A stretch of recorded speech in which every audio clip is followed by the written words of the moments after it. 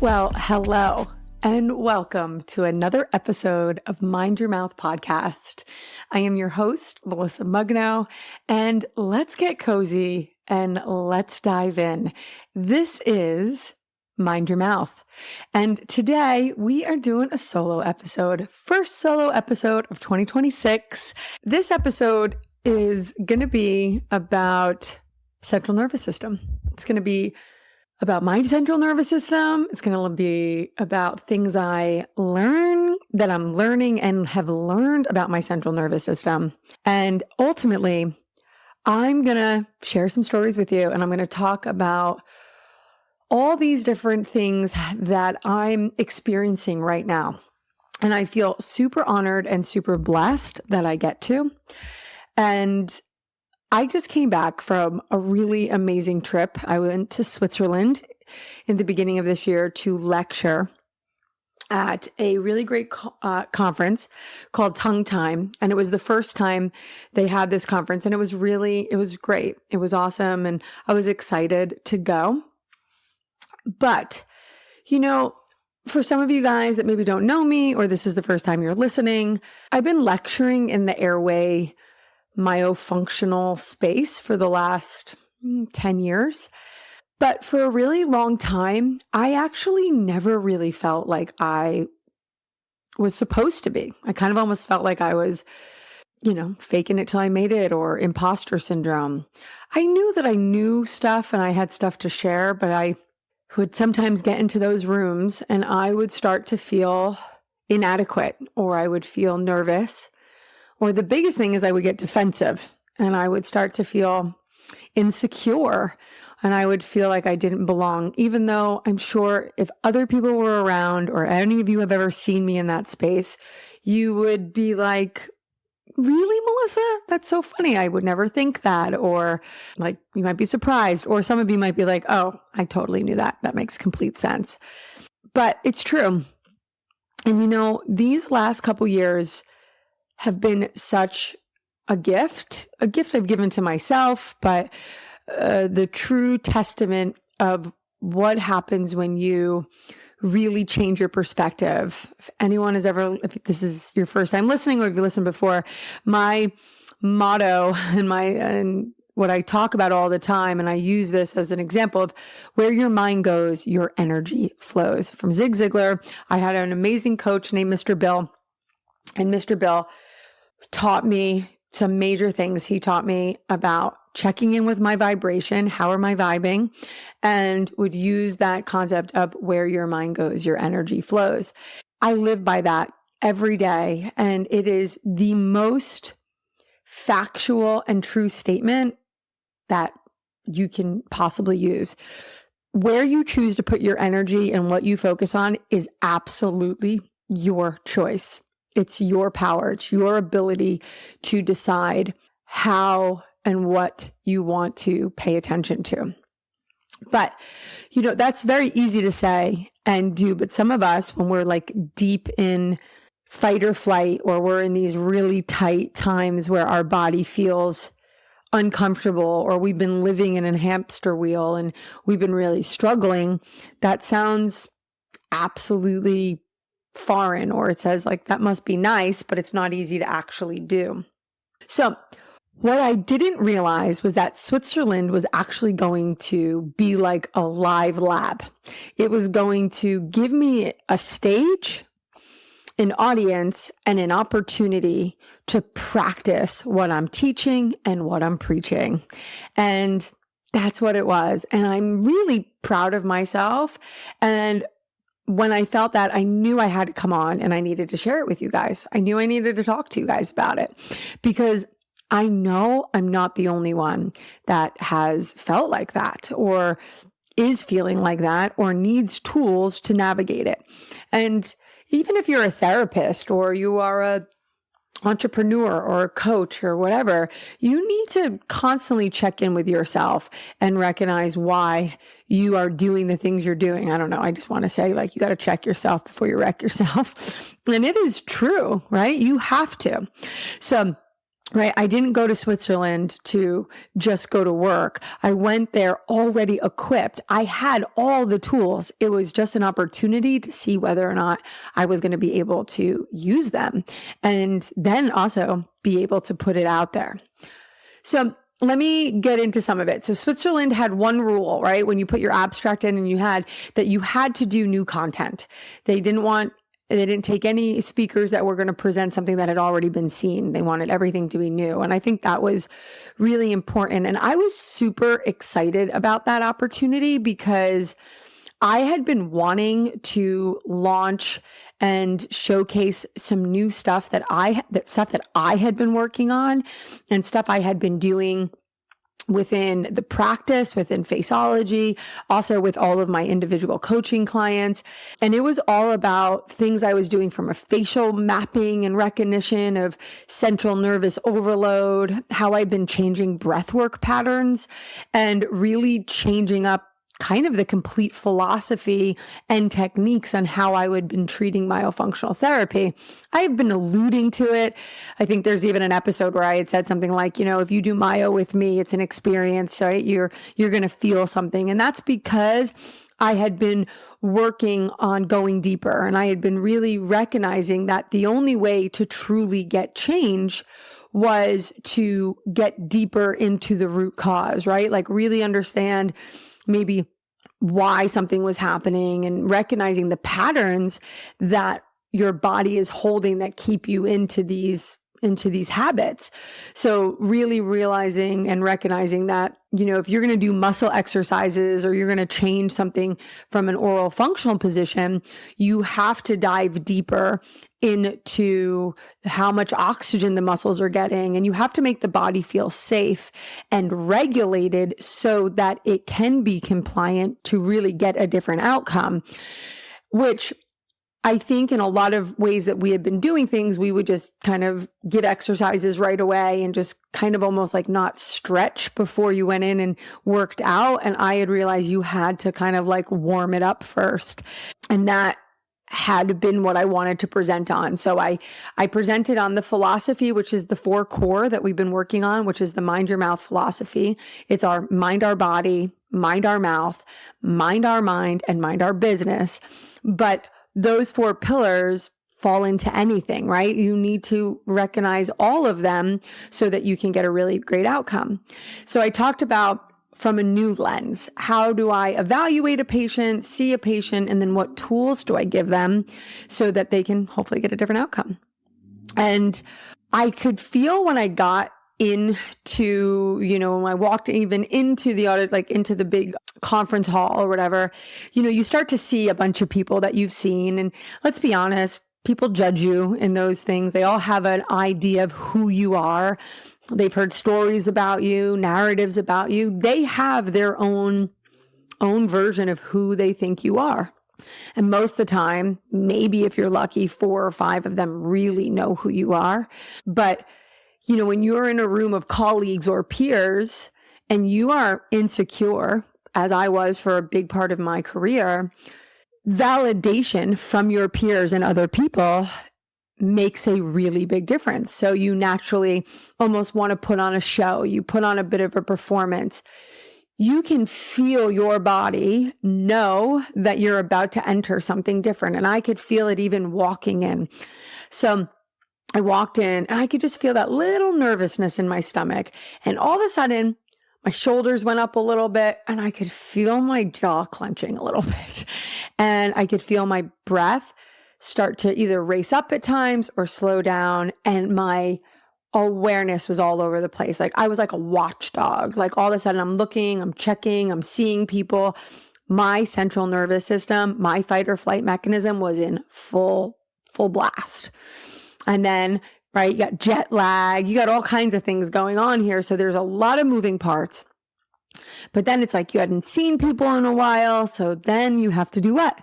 The small talk. How are you? It's so good to see you. How have you been? And I do care. I want to check in with people, but I could feel that little bit of fakeness kind of come in and take over my body. And I could just feel like my mind getting a bit of a headache. Like I could feel like this little bit of halo over my eyes. And I'm sure my eyes went like this, hence why I get very deep lines in between. And I have such facial expressions. And then there's times people are talking to me and I'm like so on alert that I'm trying to be present, but it's almost like I'm having a little bit of an out of body experience because I'm consumed about what's going on around me. And I stopped for a moment. I took a break and I walked away and I sat down off to the side because I think it was Dr. Baxter was speaking when I first got there. And I just said, okay, Melissa, I have a choice here. I can either choose to continue to let my body take control here and so like give in and say, okay, this is just happening to me, right? And not choose to really take a minute, step back and breathe. Because the only thing I could do in that moment was breathe. So I had to take a minute because also in those places for me, there are people, I have clients there, I have people I'm working with, students, there's a lot. So then there's another term that people want something, that you have to give because I want to. And I was like, I have a choice right now, and that is to become regulated. And I sat down, I got myself a little water, and I put my feet flat on that floor, took my shoes off for a minute, and I just got grounded. And I started to breathe in and breathe out.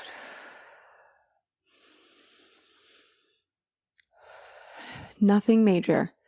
I just decided for a moment I was going to sit with my breath and try to quiet my mind. And then choose to change my focus. I choose to change my focus on the gratitude. And I started to say, I am so grateful for being here. I am so blessed. And I am so proud of you. Melissa, I am proud of you. And you have worked really hard. And you deserve to be here. Does not matter what anyone else says about you. It does not matter what has happened in the past, but in this moment and in this day, you're exactly where you're meant to be. You have earned your place here. You are not here uninvited. You are exactly where you are meant to be. And I just said it quietly. And I sat and I breathed and I breathed. And I opened my eyes and there was this moment where I could feel a little bit of nervousness coming back up into my throat. And I thought, oh, you know what? I probably need to go even step out of the big room because I needed to regulate even a little bit more. So I went to the restroom and I sat in the stall because I needed a little bit of privacy because I wanted to hum because I could still feel there was something stuck in my esophagus, almost right into my chest and into my esophagus. And it was almost creating some pressure in my ears. And I could feel a little bit of stuffiness and then pressure behind my eyes. And I just started to suction.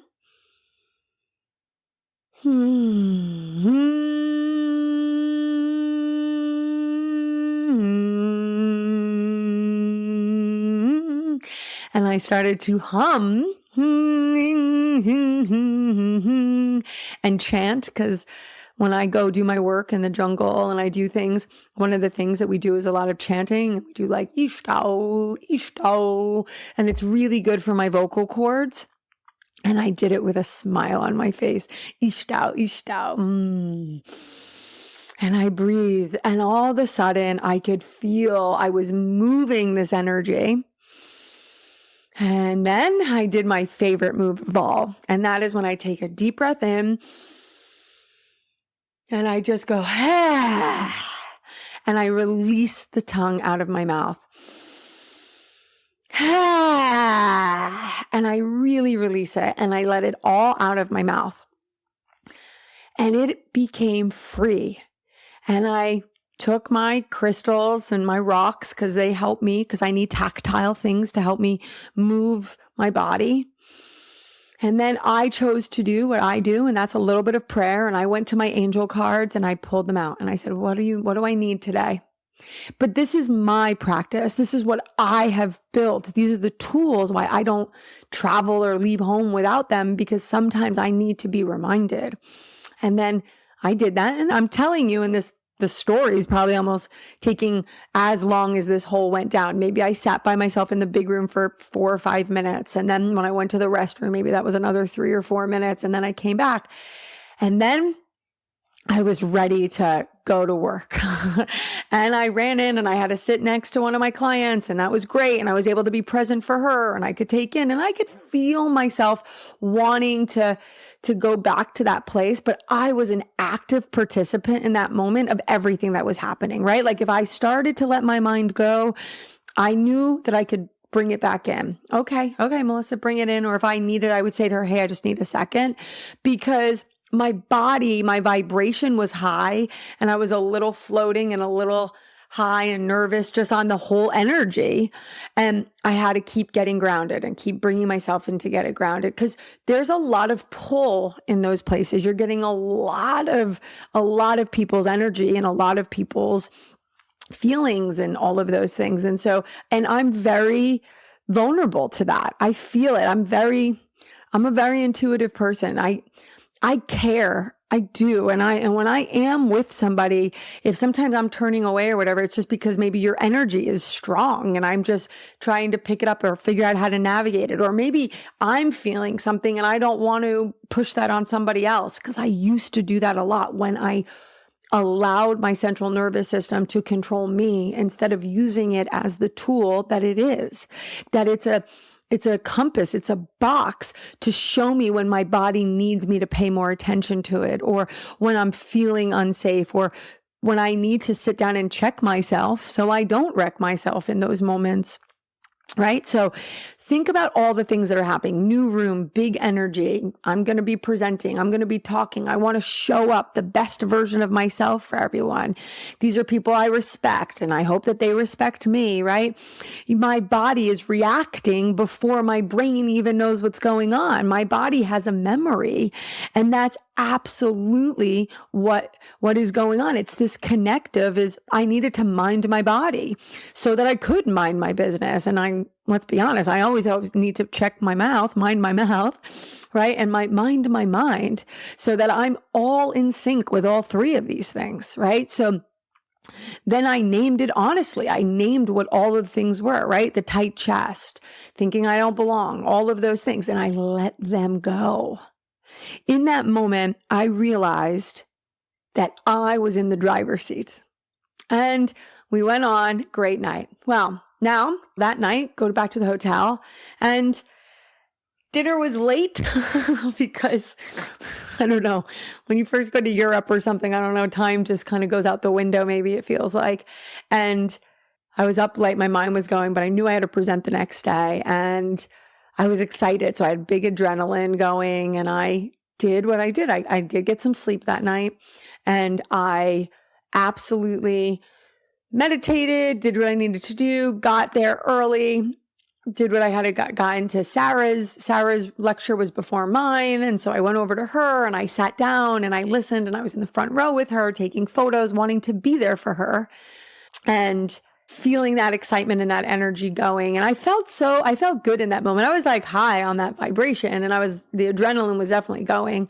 and I knew I needed a bit, but I was feeling okay. I was feeling good. Lunch happened. I did some warm vibration, got down early after lunch for mine, and room started to fill up. I felt really good about that, and got on stage and did what I do, pulled my cards, used my crystals, chanted, and people were watching. And that moment, I was so good with just being myself, my authentic version of me, showing up exactly for who I am and being unapologetic about it.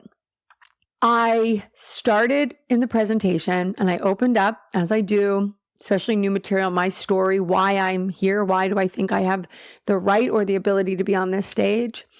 And I started to get emotional, and I could feel the tears coming up. And here I was on display, and I took this moment, and I just had to stop talking, and I just had to start breathing. slowed down. I knew everybody was watching me. I knew they wanted me to, everybody's like, what is she doing? And then I went into it, and I went in, and it was a great lecture. I had a lot of fun, and I think I got a great feedback. And at the end, somebody came up to me and they said something that ended up being really important for me. They were like, it was really amazing to watch you use the tools that you were talking about. A lot of times we just say, this is what you should do, but I actually was living it. I was having a human moment. I was just having an emotional moment. I was just allowing the emotions to come out because I was proud of myself. I was just feeling, I was overflowed with emotion in that moment, and I had to let it out. And letting it out was through my eyes instead of suppressing it. And I used my breath, and then I moved on, and I let it flow like the ocean, right? Because that's what emotions are. The more I keep doing this work or having these conversations and I keep walking this path, it's just this beautiful reminder that happiness is not a destination. Happiness is a choice. You can choose to be happy in anything or look for the happiness in any situation or find something of light, even in the darkest of situations. I am not in any way saying it is easy. I am empathetic to each and every person that feels like it is not possible, because I absolutely was there. But I am absolutely living proof that it is. Awareness is everything, right? That's why every program or 10 or 12-step program or anything you do, the first thing you have to do is identify it, right? And a lot of times our awareness will go to something's wrong with me, or we'll internalize it. Our monkey mind will talk so negative to ourselves.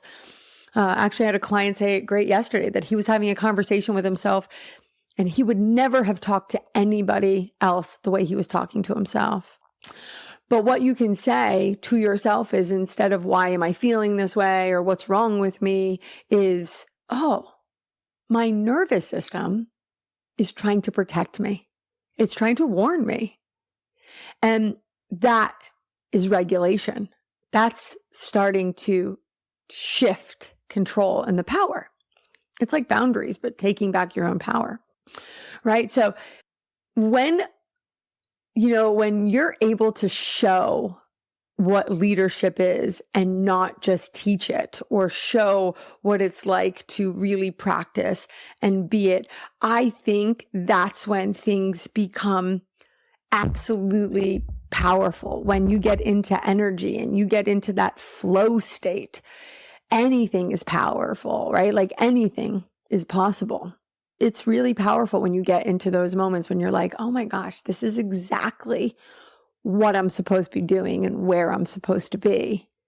It's kind of euphoric, but sometimes we're not even regulated enough to see it or to experience it or to be living in it.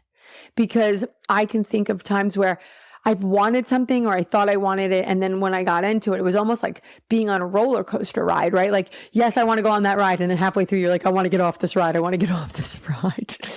And because it just feels so much stronger, or so much more pressure, or so unregulated, like the body feels not safe. And so you just can't control it. And really in that moment, the only thing to do is just surrender and to just be present and just accept it.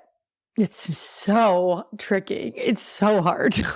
But when the more you do it, the more reps you put into it, the better and easier and more comfortable. And the normality comes of it. Like, it can become second nature. It can become so good, right?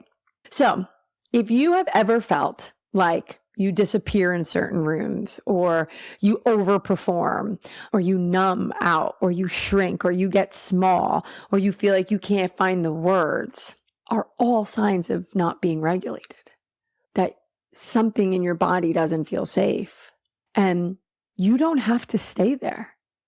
You can work on that and reclaim that, because when you regulate your breath, when you ground the body, right? You stay present in this moment. the sensation will move through you. It will not stay forever. It's only if you continue to keep hitting replay and go over and over and over and over and over. Because as we continue down this journey, that was the second day.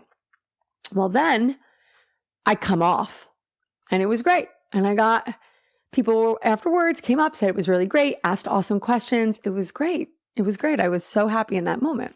And then we left, and then there were some more lectures, and then it was a dinner, and there was a lot afterwards. And it felt like a little bit of this high, right? Like it was this really great moment. And then afterwards, you kind of plummet back down. And now you're just back to being back here, right? Your feet are back on the ground. You're not up here as much anymore. And that's it. All great things that go up, everything that goes up must come down.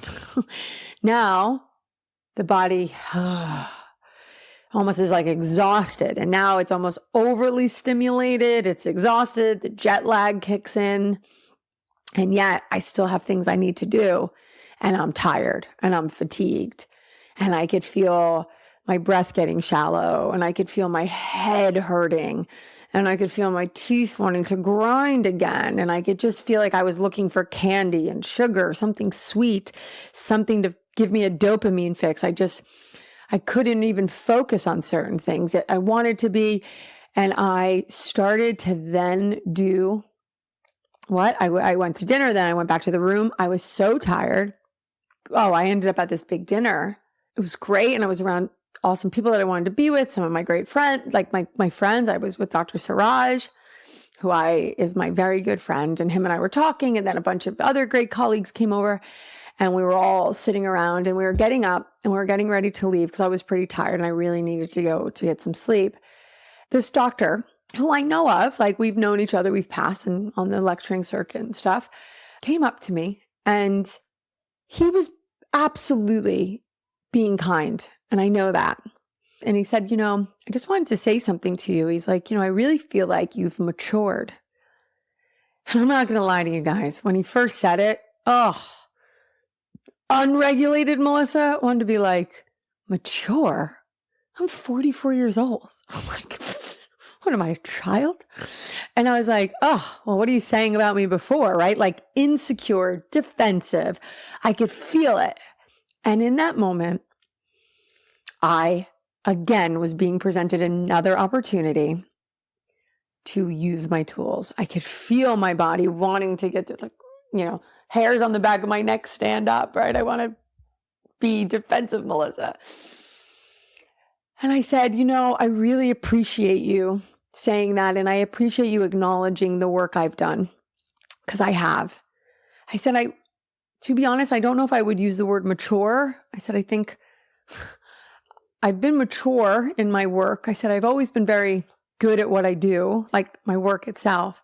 I said, but I definitely have healed a lot of open wounds and insecurities that I had. And I said, for a very long time, I cared so much what all of you thought. And honestly, I wasn't really proud of myself. I was always looking for outside validation. So it made me look needy and insecure and cocky at times and a little hard to swallow because I looked so unregulated. And I have moved and done a lot of work on myself to heal those parts of me. And I said, I want to thank you for acknowledging it. And he looked at me and he said, I think he was a little surprised by maybe my response, but I was being kind and authentic, and I truly, genuinely was grateful for what he was saying, but I also needed to navigate it, and I needed to feel it in my body, how it felt in that moment. I needed all of those things. Like I needed to be honest with myself and with him, and I moved through on that. And then I went up to my room, and it's late now, right? Like it's probably almost like 1:00 in the morning. And it's 1:00 in the morning in Switzerland, but it's 4:00 in the afternoon here. So the jet lag's kind of kicking in right now. And now I'm overly tired and I'm stimulated, and my central nervous system is we just went through something. And so we're trying to figure that out. And so what did I start doing? I started to scroll on my phone, scroll. Then I'm looking, did people repost my lecture? Did anyone say they liked it? And I can feel that insecurity creeping back up. There was the central nervous system. Why? Why was it took over? And it was like, I couldn't stop it. In that moment, I gave the power back to the dysregulation. And that's because I was overly tired. I stayed up too late. I should have left that dinner and went to bed, but instead I pushed myself. And I mean, it's all the decisions I had to make. I have no regrets. And I'm only sharing with this, and I hope this story resonates with some of you, because that was a choice I made, and that choice, then my central nervous system went on high alert. And listen, I've been a dysregulated person for a good 41 years of my life, maybe 40. And yes, I'm much stronger and much better, but my central nervous system is not, it's glued together. It's got some duct tape and, it's had some repairs. It's not brand new. Okay. So it's a little, you gotta put some oil in it. It makes a lot of squeaky noises, and sometimes it will win. And in that moment, in that night, I let it win. And I could feel myself just going down that rabbit hole. Come on, you guys have been down that rabbit hole. I know you have. And then you're just like scroll. I'm looking at what everybody else, and then I'm questioning myself with other people. And then now I'm comparing myself. Oh my God, I didn't look. It goes from 0 to 500 so quick. It was crazy. I was like, what is happening? Then somehow, finally, then I took melatonin because I was like, I have to go to sleep. I need something. And instead of using my tools, I went for an outsource. I needed something. I had to put something in my mouth. I need a chemical. And then, of course, I fell asleep, and I slept all the way through, where my friend, Dr. Janet, is texting me. I missed morning lectures. I missed a really great lecture that I guess Zagi did. And I slept until almost noon. But it's what I needed. And then I said to my dear friends, I kept saying, I need to go cold plunge. I need to go cold plunge and go find a sauna, because I needed cold exposure. I needed it. I needed something to reset my nervous system. And for me, cold plunging and sauna does it every time. It works like a charm for me. It is direct there. And I said to her, we got to go. And they said no. And they texted me, and I said, let's go. I'm up. And we found the most magical place. And I will actually give it. Sarah's husband, Peter, found it. He mentioned to it the night before. And I was like, that's it. I'm going there. So I'm very grateful for Peter. He's the one that found it. So thank him.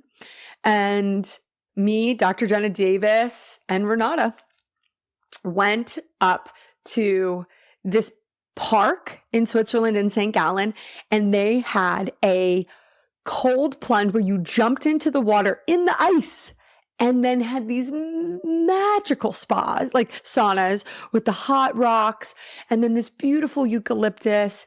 It was a sauna that you just wore your towel, because they are so body positive there. Let me tell you what it does to check yourself, to recognize how beautiful the skin is that you're wearing. I hated my body for so long. I compared it to everybody. I never felt pretty. I always felt like I wanted more. It was never enough. And I overlooked, and I've been better, but being in this place with these women, these beautiful women, and these men that just were comfortable, or even if they weren't, they were sure just only paying attention to themselves, and they were just being present in that moment.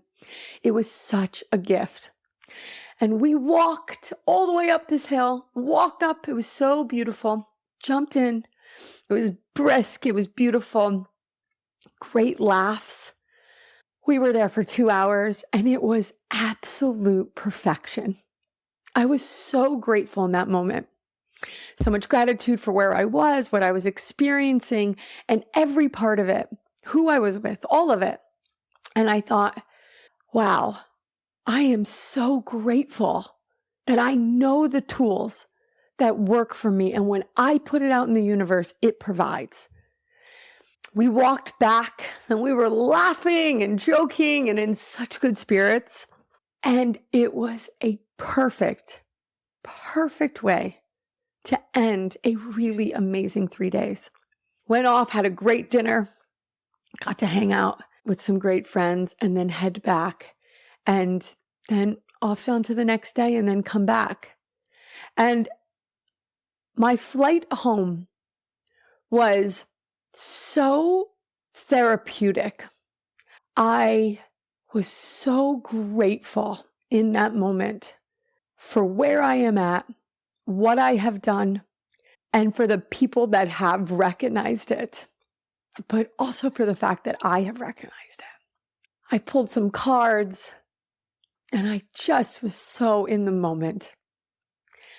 And I truly felt that I was able to have reflection and just truly look at everything that I had went through. It was a true living lab that I was able to take away and see and watch and then evaluate everything I had just experienced. It was truly special. And I was so proud of how far I've come. And I know each and every one of you are on this journey as well with me, or you're about to embark it, or you're thinking about it. And I want to let you know you're not alone. You don't have to do it alone. You don't. I am truly honored. That is the truth. My confidence is so different. It's truly a tool now. And it's not cockiness. It's wrapped with kindness and gratitude. And I'm so grateful that I know how to get grounded now. It's absolutely amazing. The internal truth. I want to say this, and then we're going to go away with some takeaways today. It wasn't confidence like I'm better than. It was confidence like I'm safe being here. Okay. So I want to give you guys something to take away from with this episode. Okay. So that it aligns. Number one, imposter syndrome is a nervous system response, not a personal flaw, not at all. Okay. Feeling like you don't belong is absolutely a threatening response. It feels as though you're not safe. So ask yourself, why are you not safe? What is the triggers that you're feeling? And then honestly, scan your body, scan your area, and figure out where you're not feeling safe. When imposter syndrome hits, right? What is my nervous system trying to tell me? What do I need to pay attention to here? That question alone can sometimes create spiral, but slow it down and be intentional about it. Remember, awareness creates choices. It's absolute freedom. The moment I notice what was happening, right? I stopped owning it. I let it go. And that's what you can do too. Name it silently. This is activation. This is protection. And this too shall pass. Number 3, regulation doesn't remove sensation. It changes your relationship with it. If you still feel or felt nervous, pressure, or a lot of emotions, that's okay, but it doesn't have to own you. It's okay to acknowledge them. Implementation, right? Like anchoring, put your feet on the ground, slow exhales, right? Tongue relax, suction up, relax the palate, breathe. One anchor sometimes is not enough. You sometimes need more, and that's okay. Number 4, confidence in safety in your body. That's what confidence will build, the more safe you feel in your body. Okay? Real confidence is not loud. It took me a long time to know that. It's regulated. What does my body need to feel safe enough to show up? Not perfect, not impressive, just present. What do you need in that? So, if you guys are walking into rooms that make you uncomfortable, it does not mean that you are unqualified.